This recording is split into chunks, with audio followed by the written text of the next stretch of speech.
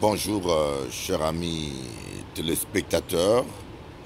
Ce matin, je vous parle à partir de l'île de la Réunion, dans l'océan Indien, que Moka dit autres, nous avons travaillé pour bon Dieu, nous pas qu'à parler pour parler, nous avons fait travail à bon Dieu, nous avons pourchasser des mondes tout côté là. Parce que nous voulons que monde là, peuple à bon Dieu, délivré. Et ceux qui sont là pour critiquer, parler, il faut laisser mon là parler. Alors, je voulais vous donner un petit résumé du message que je partageais ici à l'île de la Réunion. Si Dieu permet, quand je serai en Guadeloupe, bientôt je viens en Guadeloupe, nous aurons une grande convention le jeudi 20 mars, le vendredi 21 mars, le samedi 22 mars et le dimanche 23 mars à 18h, à 19h30. Tous les soirs à Bergevin face à Cachafer, vous allez vivre la puissance de Dieu et la gloire de Dieu. Et bien sûr, je serai avec mes fidèles de la Martinique le 24 mars, le 25 mars. Le 24 mars, le 25 mars. Pour tout renseignement, allez sur onction.com. Donc je parlais, durant ce séminaire, je vous parlerai d'un message que j'intitule « Le naufragé victorieux ». Et j'aimerais vous expliquer quelque chose que vous puissiez comprendre. Voyez, des fois, nous faisons naufrage. Voyez, dans la vie, nous avons tous des moments d'épreuve, que moi j'appellerais des moments de naufrage. Et j'aimerais vous en parler brièvement, vous parler un peu de l'histoire de l'apôtre Paul, quand il avait fait naufrage dans l'île de Malte. L'apôtre Paul, Dieu avait un plan pour lui pour qu'il aille comparaître devant César. Donc c'était vraiment important et vital que l'apôtre Paul puisse aller témoigner l'évangile à Rome et plus précisément devant César. Vous voyez, je crois que vous pouvez comprendre aujourd'hui pourquoi Dieu tenait à cela. Parce qu'aujourd'hui, c'est au travers de l'Empire romain que le christianisme se propageait dans le monde entier. Vous voyez, mais ce voyage n'était pas facile. Nous avions étudié ici à Saint-Pierre, à l'île de la Réunion, les textes et les Écritures. Nous avons constaté que ce voyage n'était pas facile. Il y avait de tempêtes, il y avait du vent contraire. Vous voyez, ce que je voulais vous expliquer, que ce n'est pas parce que vous marchez avec Dieu que vous n'aurez pas de l'opposition. Vous aurez toujours des vents contraires. Même Jésus haït à faire. Jésus haït avoir affaire au vent contraire. Même Jésus-Christ, le Fils de Dieu, il a eu à affronter le vent contraire. Voyez, donc, ce n'est pas parce que vous rencontrez l'opposition que vous devez penser que le Seigneur n'est pas avec vous ou qu'il n'est pas dans le plan de Dieu pour votre vie. Les difficultés, vous allez toujours les rencontrer. D'ailleurs, le vent contraire est un signe positif qui vous montre que vous êtes réellement dans le plan de Dieu. Si le diable ne s'oppose pas à vous, croyez-moi, vous avez intérêt à vous inquiéter. Mais malheureusement, souvent, c'est au travers des chrétiens, de pasteurs que nous vivons des oppositions inattendues. Et des fois, nous entendons assez que nous puissions vivre de l'opposition de la part de païens, de la part des gens qui sont lointains, loin de nous, un peu éloignés. Mais malheureusement, quand le diable veut nous faire mal ou nous surprendre, parfois il utilise les gens qui sont les plus proches de nous. Et l'apôtre Paul a voyagé, mais c'était un voyage bizarre, vous voyez. Ce n'est pas parce que vous voyagez avec Dieu que votre voyage sera toujours facile. Ce n'est pas parce que vous marchez avec Dieu que tout sera toujours facile. Et c'est ça la raison qui explique pourquoi nous avons beaucoup de chrétiens qui se découragent, qui baissent le même, parce qu'ils pensent que parce que Dieu les approuve ou parce qu'ils marchent avec Dieu, que tout sera facile, que tout le monde va l'approuver. Même Jésus a eu de l'opposition. Jésus a été combattu, Moïse a été combattu. Tous ceux qui qui marchent avec Dieu et tous ceux qui ont la vision de Dieu, attendez-vous à voir de l'opposition. Mais surtout, soyez-en sûrs, la victoire est déjà assurée dès le départ de votre voyage. Votre victoire, je peux vous le dire et je peux vous le confirmer, il est impossible quand vous marchez avec Dieu que vous ne puissiez pas atteindre votre objectif. Dieu a une destinée pour votre vie et cette destinée va réellement s'accomplir comme Dieu l'a prévu. J'aimerais vous dire quelque chose de bon. J'aimerais vous dire la fin. Je vois votre fin. C'est écrit victorieux. Le naufragé victorieux. Voyez, si nous lisons ce texte qui est dans Actes des Apôtres, vous allez vous rendre compte que au début, il y avait le vent contraire. Après, le voyage devenait dangereux même. Et il y a un moment donné, le voyage devenait pénible. Donc, la pénibilité dans le ministère, ce sont des formations que Dieu nous donne. Dieu le permet. Si vous passez un temps difficile, ne pensez pas que vous avez péché obligatoirement. Sachez que votre Dieu est au contrôle. Celui qui vous a appelé, il saura vous défendre. Celui qui vous a appelé, il saura combattre pour vous. À un moment donné, l'apôtre Paul va dire, il va aller dire à tous les gens qui voyageaient avec lui, il leur a dit, je priais Dieu, l'ange du Dieu que je sers m'a dit que nous allons faire naufrage, mais Dieu m'a dit il faut que je comparaisse devant César. L'ange de Dieu m'a dit il faut que je comparaisse devant César. Donc c'était important, c'est très important. Vous voyez, quand Dieu vous donne une parole, mes amis, oh my God, quand Dieu vous donne une parole, je ne sais pas si vous comprenez ce que je vous dis là. Quand Dieu vous donne une parole et Dieu se porte garant, il fait tout ce qu'il peut afin que cette parole puisse s'accomplir. J'aimerais que vous puissiez prendre conscience de cette évidence. La Bible dit que Dieu veille sur sa parole pour l'accomplir. Que Dieu veille sur sa parole pour l'accomplir. Ça veut dire que quand Dieu vous donne une parole, que les hommes soient d'accord ou pas, que ton mari soit d'accord ou pas, et que tes parents, que tes enfants, peu importe les gens qui sont contre toi, mais j'aimerais te dire que quand vous avez reçu une parole de Dieu, cette parole va s'accomplir. Dieu va veiller sur cette parole et Dieu va accomplir cette parole, qu'il pleuve ou qu'il neige. J'aimerais que tu puisses prendre conscience de cela, que tu ne puisses pas regarder aux circonstances, que tu ne puisses pas regarder à ce que pensent les gens. Et le plus important, c'est ce que dit Dieu. Oh, Dieu dit que tu es victorieux. Et Dieu dit que tu es plus que vainqueur. Mais crois-moi ce que je t'ai dit, ne regarde pas à la tempête. Vous voyez que l'apôtre Paul voyageait réellement dans le plan de Dieu, mais il a eu la tempête, il a eu l'opposition, il a même voyagé, le voyage devenait dangereux. Mais vous voyez, la parole de Dieu finit toujours par s'accomplir.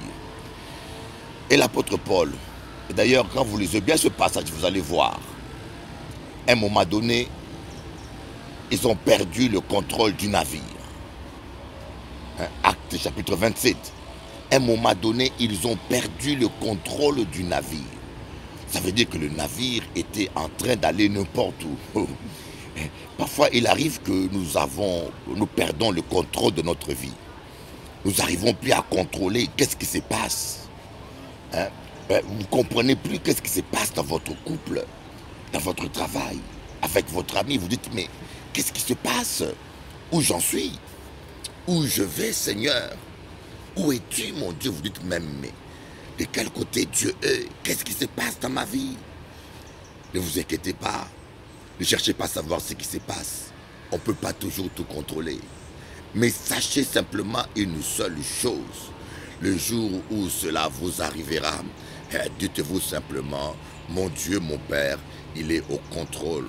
Mon Dieu, mon Père est toujours au contrôle. Dieu est toujours au contrôle et l'apôtre Paul va faire naufrage sur l'île de Malte et Dieu va donner la vie sauve à tous les gens qui ont voyagé avec lui. Oh, que c'est merveilleux d'être dans un navire avec un homme qui craint Dieu. s'émerveiller d'être dans une même maison avec quelqu'un qui craint Dieu. Lorsque vous êtes avec les gens qui craignent Dieu, vous avez une protection spéciale. Non pas seulement Dieu vous protège, et il protège aussi les gens qui sont avec vous. Voilà pourquoi je vous dis que vous avez intérêt à vous faire comme amis des gens qui craignent Dieu. Vous avez intérêt à être dans un même navire qu'un homme, qu'un oint de l'Éternel.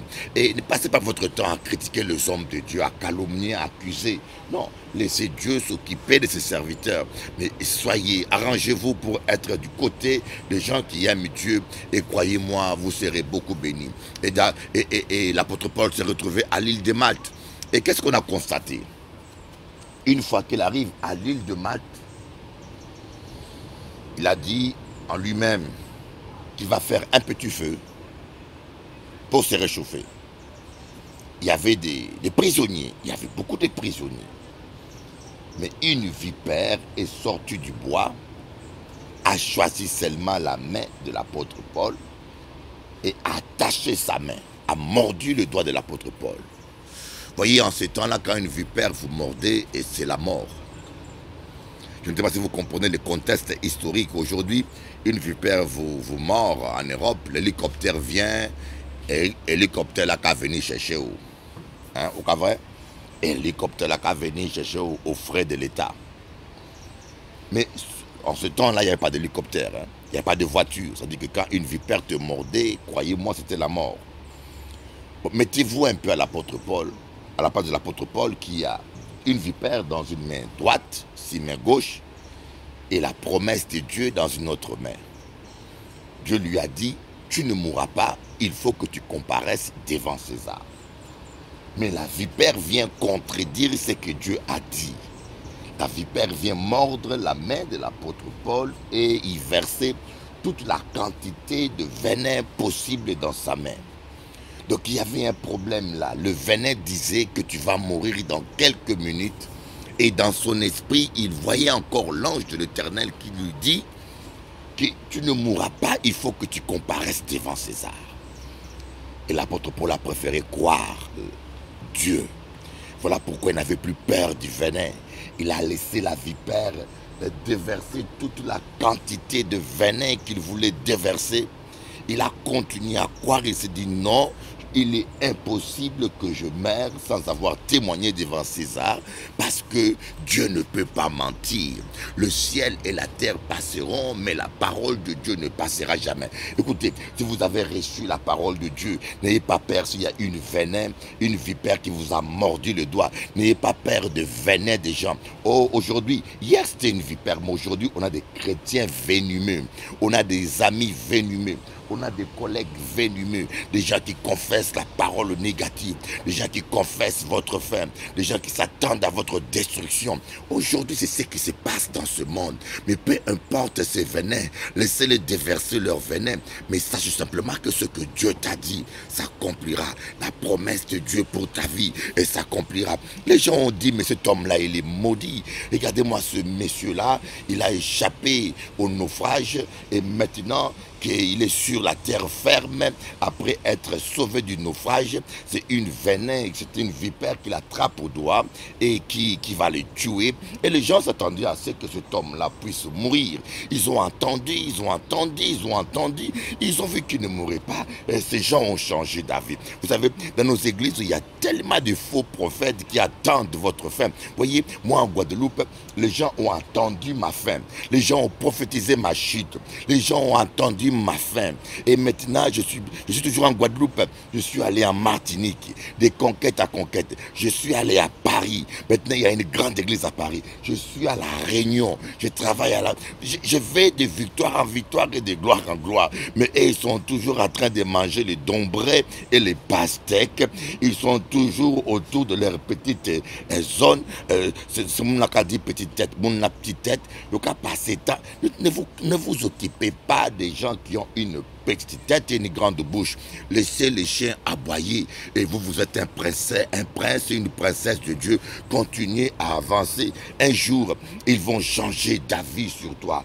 Un jour, ils vont reconnaître que vous êtes le choix de Dieu. Un jour, ils vont reconnaître que Dieu a mis sa main dans sa vie. Un jour, ils vont voir l'accomplissement de la promesse de Dieu sur votre vie. Croyez-moi ce que je vous dis, il est impossible que la parole de Dieu ne s'accomplisse pas. Ne regardez pas cette vipère, ne regardez pas à ce qui se passe. Vous voyez, et quand les gens ont vu que l'apôtre Paul n'était pas mort, ces gens-là ont changé d'avis. Ils ont dit, ce n'est pas un homme, c'est un Dieu. Ce n'est pas un homme, c'est un Dieu. Et je m'aurais dit, bientôt tes ennemis vont changer d'avis sur toi. Bientôt, les gens qui te critiquent, ils vont changer d'avis sur toi. Et bientôt, les gens qui te combattent, ils vont changer d'avis sur toi. Et bientôt, arrête de pleurer, arrête de te plaindre, arrête de te faire du mal. On a dit ça, on a dit ça. Laissez-les cracher leur venin, laissez-les parler, laissez-les te combattre. Mais bientôt, ils vont changer d'avis. Bientôt, ils vont changer d'avis. Ils vont dire, celui-là, c'est un fils de Dieu. Celui-là, c'est un chouchou de Dieu vivant. Ah, formidable. Je voulais seulement partager avec vous ce petit message. Parce que ça a fait longtemps, nous pas parler. Nous avons travaillé pour bon Dieu. Nous avons vrai, j'allais la forme même. Nous avons baissé ça. Nous avons travaillé pour bon Dieu. Alors, il a frappé raide à l'île de la Réunion. Nous avons travaillé pour bon Dieu. Je suis en convention. Et je vais vous montrer un extrait de mon ministère.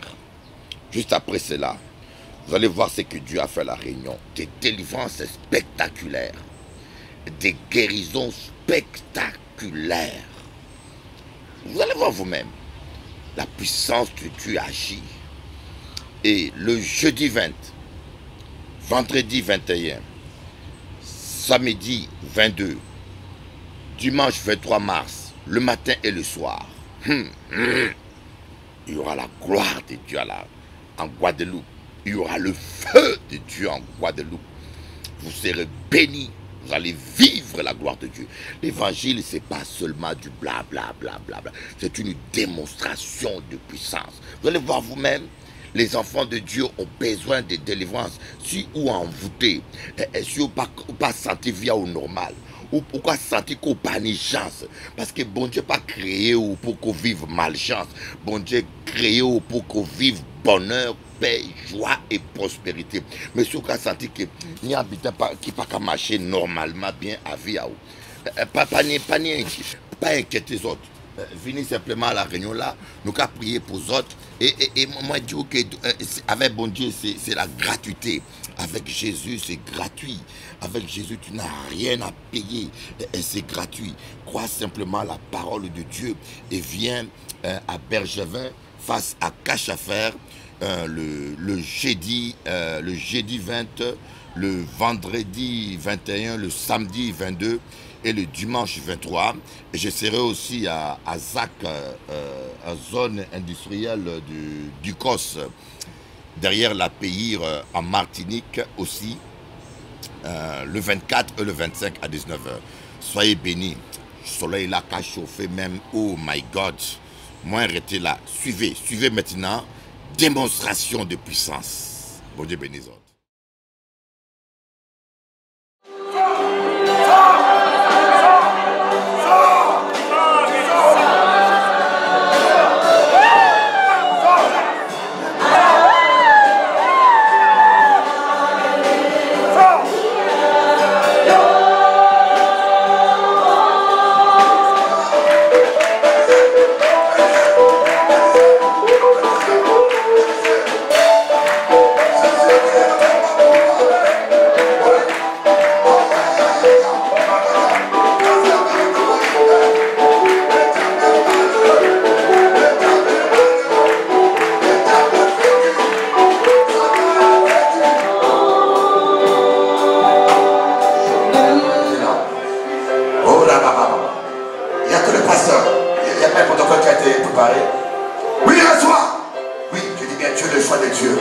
Et je prophétise, étant que homme de Dieu, apôtre de Dieu, Oui, oui, oui, oui, très bien.